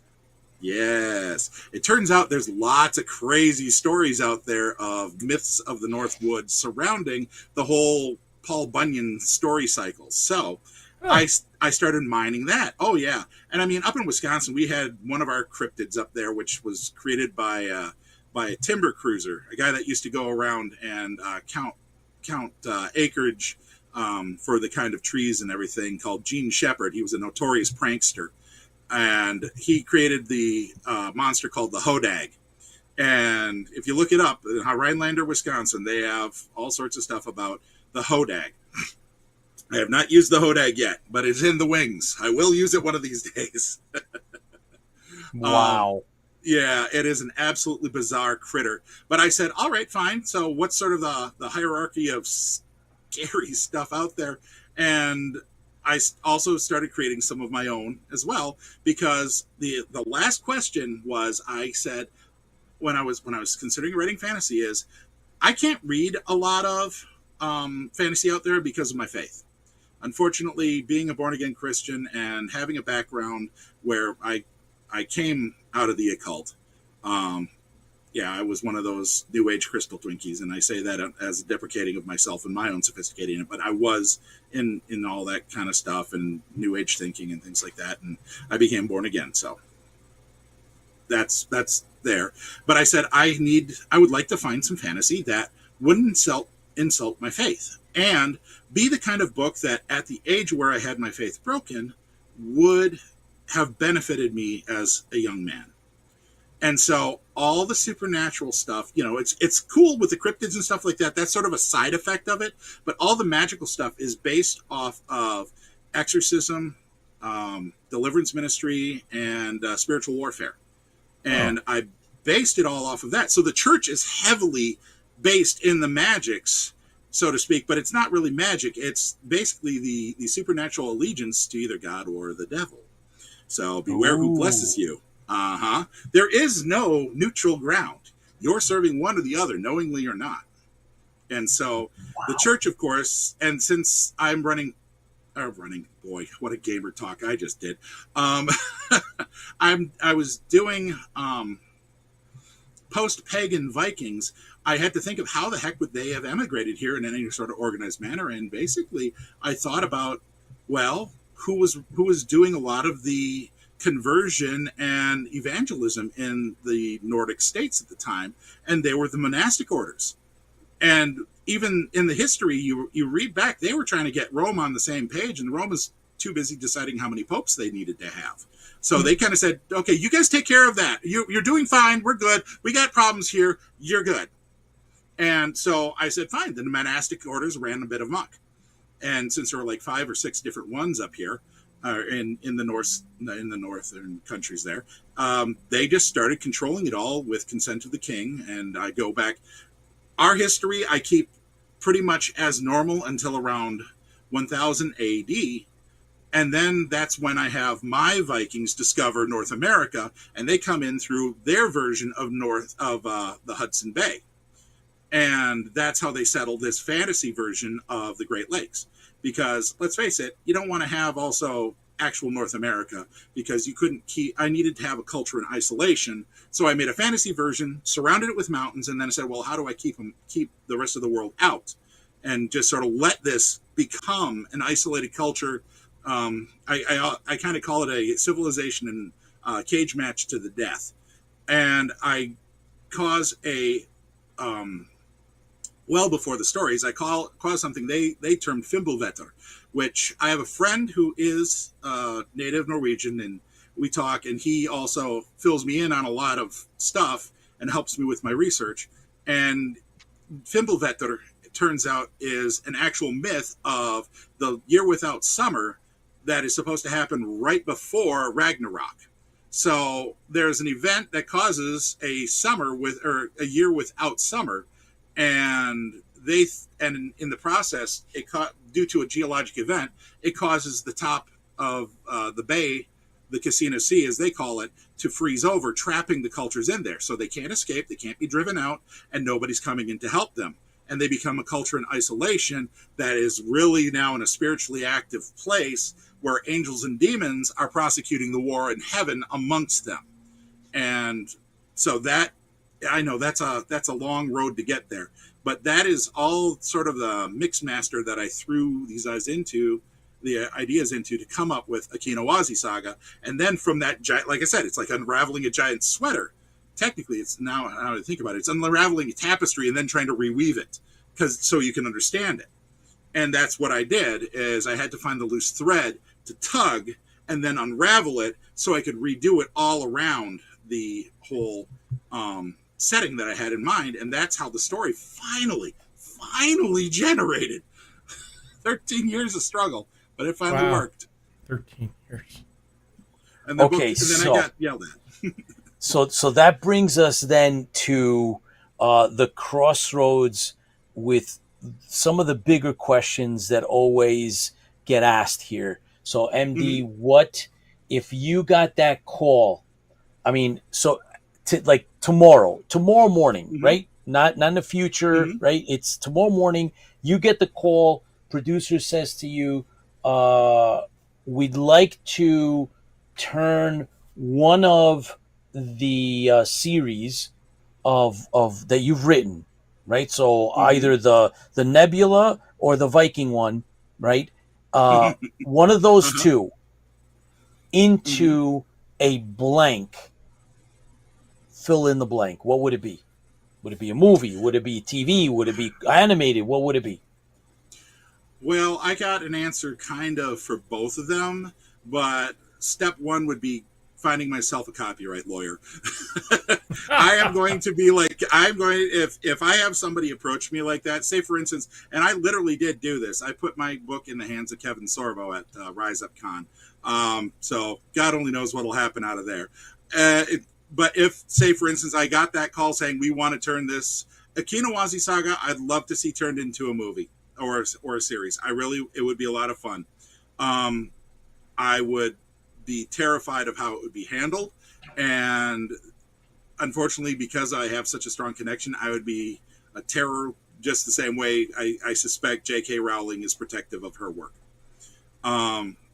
So I would be very, and it's like, no offense, guys, but this is something that I felt led to do on one level as sort of a expression of my faith, and I don't want to have you screwed up. Side note to that is that I got once to have lunch with Terry Brooks.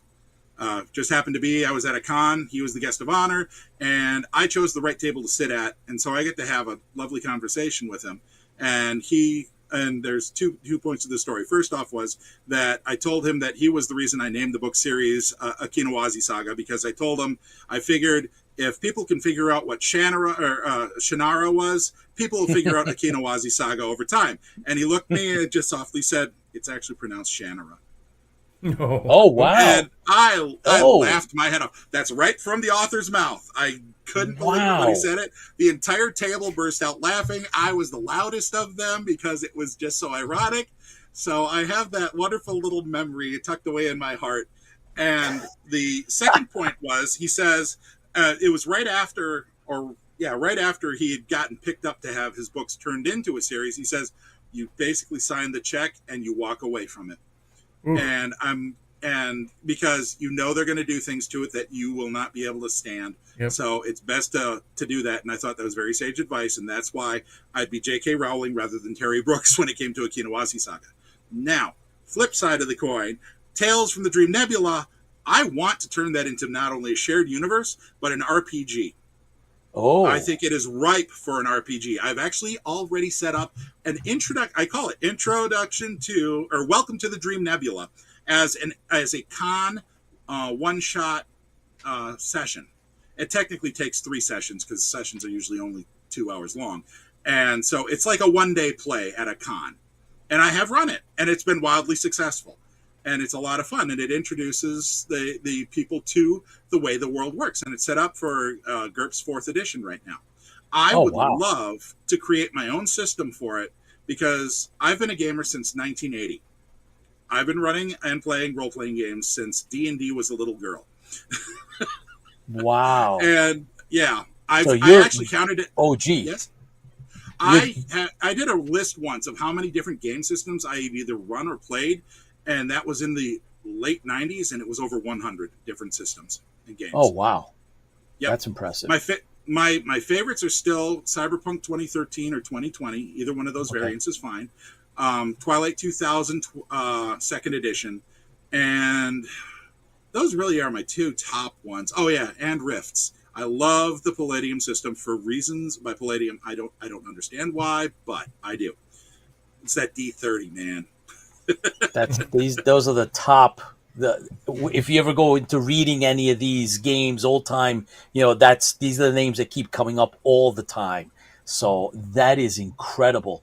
MD, the other question that we always ask is, you've already alluded to the fact you do conventions. What conventions are you set up to do, this year? Let's say the rest of this year. The rest of our year, we pretty much had a crazy late spring and summer. We have potentially only one more con that I would be going to, and that would be next week. And that's a small little one called Crash City Con, just at the Berglund Center in Roanoke, Virginia. They're a brand new gaming con, brand new, 5 years old, or no, not even 5 years old. They're really good guys. We attended Big Lick Comic Con there just at the beginning of the month. Yeah, 2 weeks ago. And we had run into them again. It was our second time doing that. But yeah, being in West Virginia, there's not a lot of stuff too close, so we got to be very cautious on what we pick. We'd love to do more, honestly, but range and cost really clobber us hard if we're vending. So we got to be very judicious. The weirdest things that we've discovered that we not only do well at, but we have lots of fun at doing, are Renaissance festivals. Believe it or not, we were the first. I was the first author to be featured as a vendor at the West Virginia Renaissance Festival. By the way, for those that are watching and love Ren fairs, West Virginia, small, intimate, and a lot of fun, growing fast. I cannot recommend it highly enough. And I've gone to Shakopee. Wow. And if you know what Shakopee is, yeah, it's a great thing for authors. So if you're an author out there, do not turn up your nose at these Ren fairs. You might have to stick to the smaller ones, but they're a lot of fun. The people are good. If you can get into garb, it's a great way to goof around. I mean, this last one, my wife, she made, we were like, we had to do a tent for the first time instead of kind of in a permanent structure. And she just, out of whim, I joked about it, and then she turned it into a banner. So we hung outside because I'm selling books. We were selling medieval games. Because of course goes with the Kinawazi saga. We were selling at the time, but we won't be any more soaps. She did handmade soaps, and then she started this year sewing stuffies. We used to do wooden toys, but because of conflicts, it just worked out better for us to do stuffies. So we kind of have a mixed booth. So she made this little banner off of a joke I made, which said, "Ye olde barn o noble." And we had chairs out front, and I said, "We just lack the coffee." We were also right behind a stage, so we had music piped in. It was a lot of fun. Wow. I can't recommend it highly. Yeah, that sounds like a lot of fun. Speaking of fun, one of our really, really good friends from down under, Baz, thanks for tuning in. He says, "Welcome, MD, to the fleet from Australia."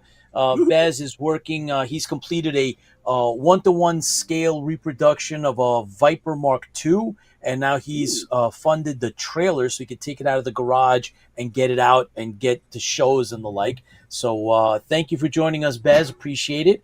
MD, where can we get signed copies of your book outside of the fairs and the shows that you do? I have not set up for shipping signed copies of books. It would be through my website. I would see what we can do. I don't know right now we couldn't fund the shipping. I don't know if media mail would be cheap enough anymore. I don't know what those rates are doing. So I would have to figure that out. So if somebody knows more about that kind of stuff, you'll have to hit me up through my website at www.resonant. Oh my God, I forgot my own company name. Resonantmedia.art. Art. Resonantmedia.art. MD Me, I'm the brain damage. For everybody that watches this now and later, all of your books that we talked about are available on Amazon. They're available on your website.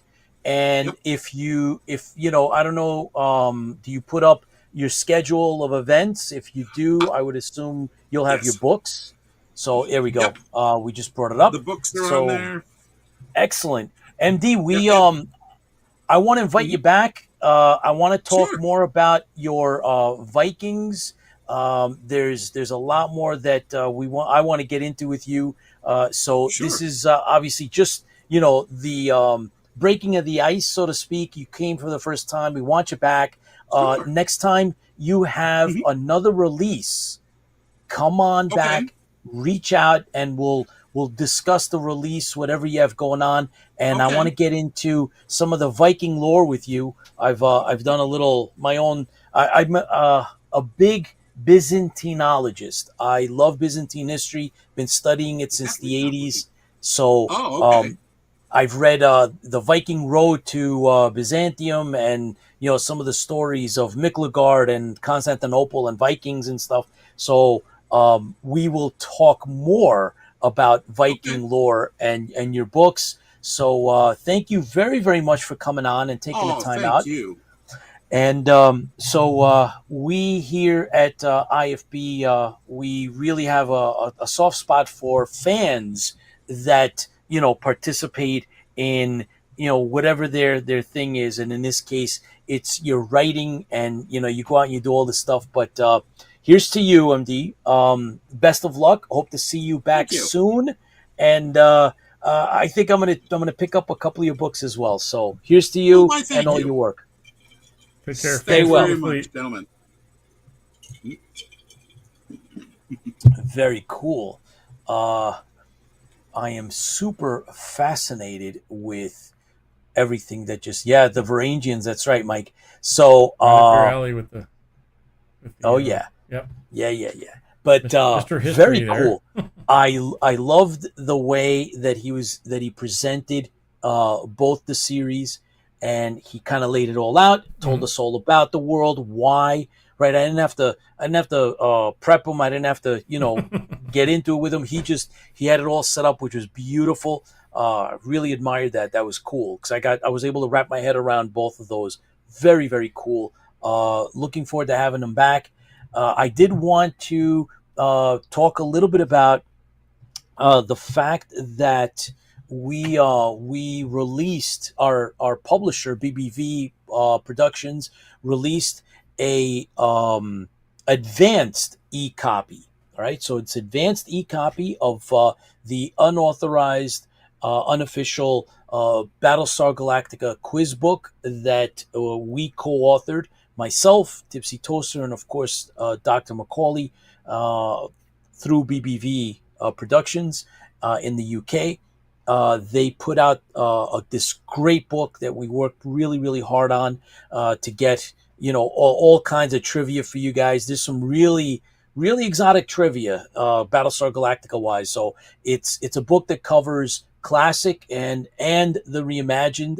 There's a little bit of 1980. There's a little bit of Caprica. And we also we were lucky enough to get Lorette Spang to write the foreword. So there's a special Cassiopeia trivia that's in the book. So if you guys get it through BBV, that's an advanced e-copy. The final fully non-draft version. Yes, correct. So the final product, so to speak, the advanced version of the BSG quiz book will be out in about a week on Amazon, and on Amazon you'll be able to get the paperback as well. So right now it's only the e-version, but when it comes out on Amazon, you'll be able to also get the paperback. And I believe there will be bundles available. The publisher said that he will be working some type of bundles with some of Dr. McAuley's other trivia books that they publish. So that's going to be bundled. Cool. And there's also a variant, Chris. Yep. Right, so we have a variant cover, and we put it up on our social media. So it's the same book, right? It's like a comic book, right? It's a different cover, same contents, just like comic books. We have one with the classic imagery on it, and then the other one is the reimagined imagery on the cover. So it's just a variant, right? Same contents, same forward by Lorette Spang Cassiopeia from the original classic Battlestar Galactica. And it was a labor of love. We went and we just drilled down on some really esoteric questions, trivia. I put in some really good things that have never been really discussed directly about Battlestar Galactica. So it covers not only the series, it also covers Battlestar Galactica directly licensed materials and things of so there's what I'm getting at is there are card questions, card stuff that nobody's really discussed openly, so that's in there, so it's kind of educational as well. That's a little bit of my contribution. It's fun. Yeah. And once again, we're trying to invigorate the fandom, and Yep, we can do it. right. You can do it. Yeah, that's the whole idea, is that we want to give back, right? So it's just more about Battlestar Galactica than anything else, and we're fans and we want to share it with everybody else. So hope you guys enjoy that. And there was a couple of other things. For those of you that are following our social media, you'll know just about everything that's going on, right? So we have IFB Interfleet Broadcasting. We have the Stranded Warrior. We also have Tipsy Toaster Productions and Tipsy Toaster, and we have XG3 Film Productions as well. So on those, if you follow that, you'll kind of know everything that's going on. And today we announced that we were selected for our trailer for the Stranded Warrior was selected by another film think festival. the trailer's good. Just wait. Oh yeah, but oh my God, we're in the process, guys. All right, so quick update is the fact that our CG team, Chuck Davenport and Chris Marshall, and others, they're the tip of the spear, but those two are just cranking stuff out. Tipsy, you're the lead for the editing. You've been doing all the editing yourself, so that is fantastic. We have a draft edited, and we have a rough draft edited. Yep. Now we go into color correction, and then we can go into the green screen removal. So yes, and Dorian, we'll get there. Yes, and Dorian. Chuck's already making CG. And Dorian's already making oh my amazing. God. Yeah. Every time I've listened to it like 20 times, and it's like I feel more evil every time I watch it. Well, not only that, but remember the trailer itself, right? So the soundtrack to the trailer is all unique. It's all original, and Dorian made that. Which is I think is important. I mean, sure, we could copy something, and and granted, we're making a fan film. But we could have copied something, or we could have asked Dorian to kind of mimic or come close to what the original was. But I think it's so much better to actually have the fan involvement and actually have somebody do something so special, like Dorian's doing and Chuck is doing. It's special. It's something that, it's a labor of love for them. So I think it's important.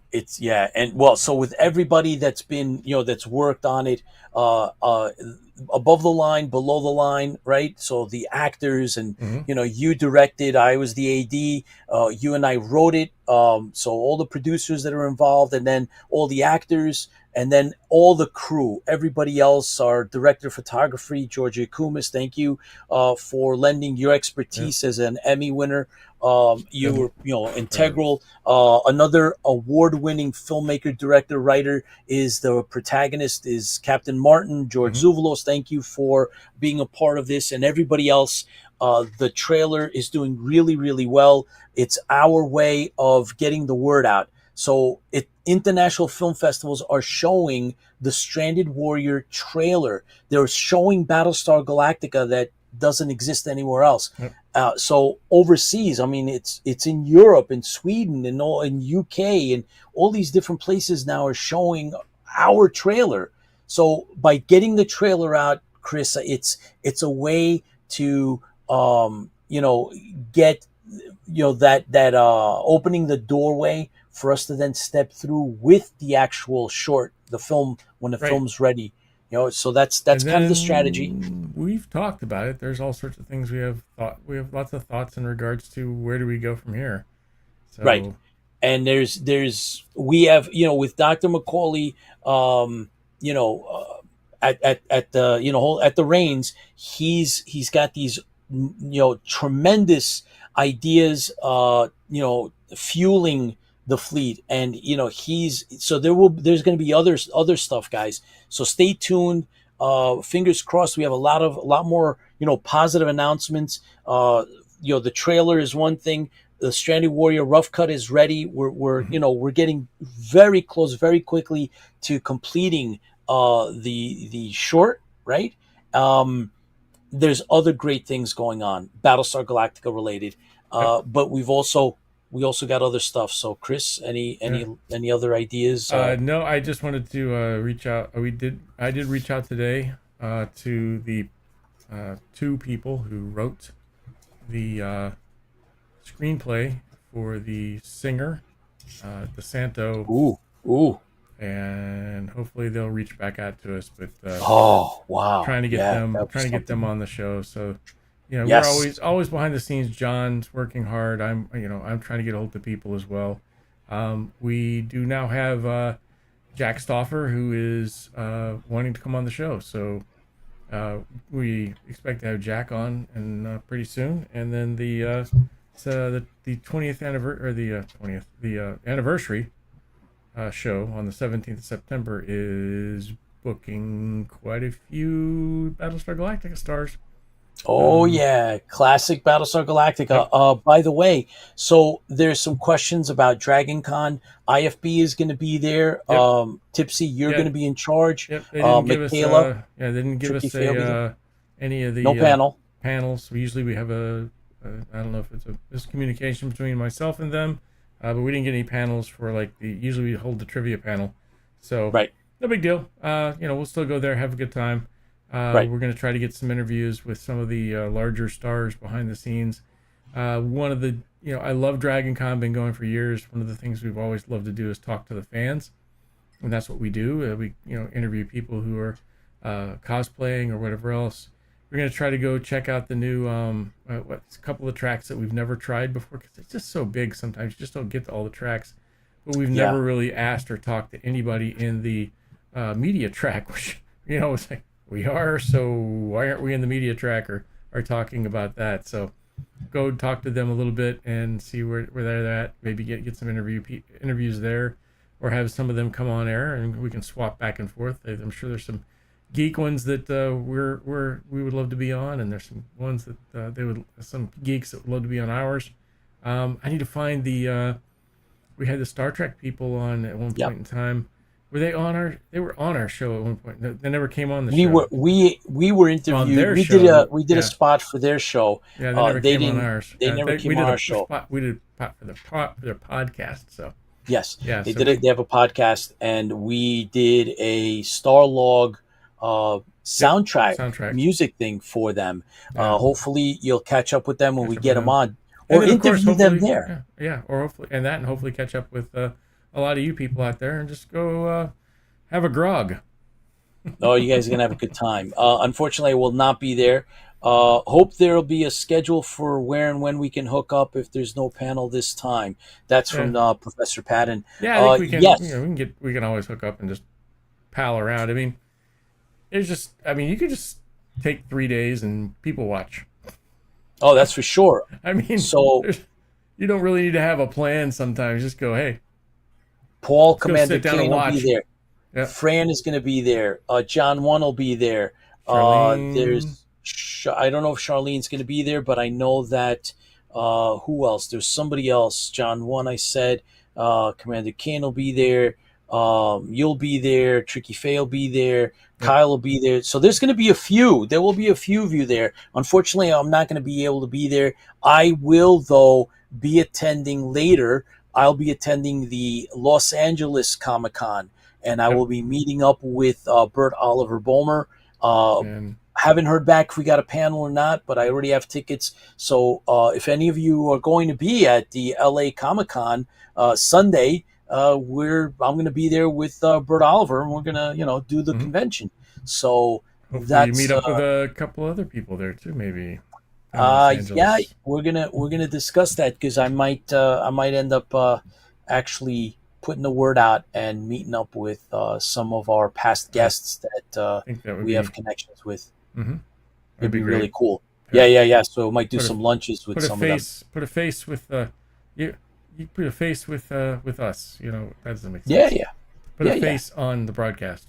Put a face on the IFB. There we go. Face of the broadcast. Yeah, well, that's the whole idea. So that's something that I think I'm going to be doing in January. So January is after the con, but in January I'm going to spend a little bit of time on the West Coast. So I think I'm going to be reaching out and meeting up with some of our past guests that are also from Southern California. And so we'll keep you posted, guys. Yep. So yes, Dragon Con there's going to be a Dragon Con presence. I'm actually going to be going to New York Comic Con, so that'll be coming up in the fall as well. Only for one day on called Saturday. for that, right? Say again? McAuley never got called for that, right? No, he did not. So I mean, he could have last minute, don't know, but if he does, we'll see how we work that into things. Yeah. But guys, listen, thank you very, very much for tuning in. We had some really, really great guests. We had the StokerVerse franchise creators, Dr. Chris McAuley and Dacre Stoker. We also had a great author, MD Boncher, that came on, and we got this. He told us about the 2 series of books, 7 books. Told us, there are 2 different ones. One's the Viking one. I don't want to butcher the name. And then there's the Nebula series, and they're both sound tremendously cool. And then we had some of the news that we just shared. Thank you very, very much, guys, for tuning in. Please don't forget to give us the thumbs up. Tell your friends. There's going to be Tipsy next week on Tuesday. There will be an exclusive, the 30-minute special. So I'll be doing an interview that John wanted set up for me. So I'll be doing a 30-minute special, putting that out. So stay frosty. I was going to say frosty, and then stay frosty. And stay as frosty as it is on Arcta. Hecla. On Hecla. Stay Hecla frosty. That's right. Well, I was going to say just stay safe, everyone. And see you next time. But that's what happens when you got a Battlestar brain. Yeah, exactly. People wouldn't. Only you people out there understand us. Thank the gods. Speaking of Doctor Who, we're going to get those on next week. That's right. All right. So, guys, take care. Stay well. Stay safe. And you are amazing. Thank you for joining us. And Pete, Fans for the Fleet. Fans for the Fleet. Take care, guys. See you when we're back in transmission range.